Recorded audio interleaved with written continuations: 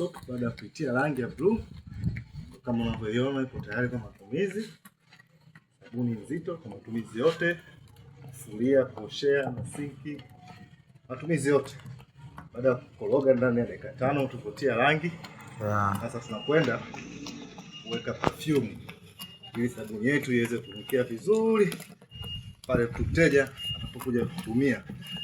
Kila mteja kwetu ni malkia kabisa. Viona Touch, kila mteja ni malkia. Ni makamera mtaalamu Dante. Viona Touch, kila mteja ni malkia. Sasa naweka perfume. Hii ndio hatua ya mwisho. Ya perfume.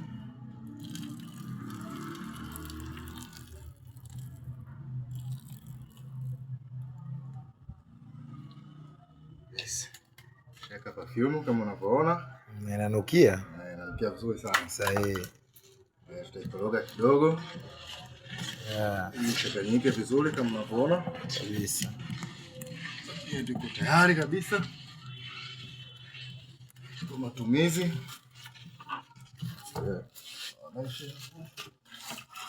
Hii ndio sabuni yetu. Unavyoona sabuni ilikuwa nzito kabisa.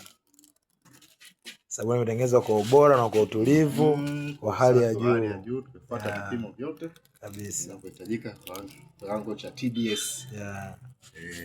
Kabisa. Sabuni iko tayari, Viona soap. Matumizi yote kabisa. Kilichobaki hapa ni kufanya package ili ya kuijaza mteja. Hii utaipata Viona Cosmetics. Zipo muda wote kabisa. Ndani ya mtaalamu Dante utamkuta pale kabisa. Atakuuzia kwa shilingi 1000 kwa lita moja. 1500 kwa lita moja.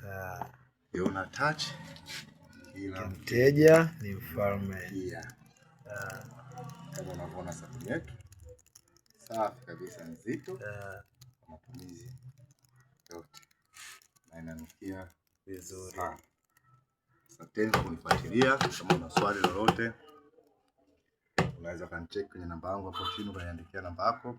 Kama una swali lolote nitakujibu jinsi ya kutengeneza sabuni. Na pia tutatengeneza shampoo mbalimbali na sabuni za kutoa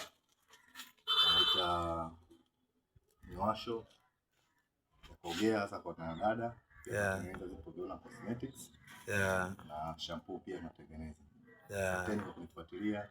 Viona Touch, kila mteja ni malkia wakati mwingine. Good. Asanteni sana, tunashukuru.